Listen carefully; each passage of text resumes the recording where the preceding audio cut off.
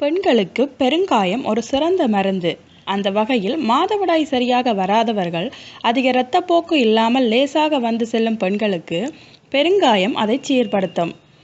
மாதவிடாய் தள்ளி தள்ளி வரும், சினைப்பையில் நீர்க்கட்டி போன்ற பிரச்சனைகள் உள்ள பெண்கள் பெருங்காயத்தை உணவில் அவ்வப்போது சேர்த்து கொண்டு வருவது நல்லது.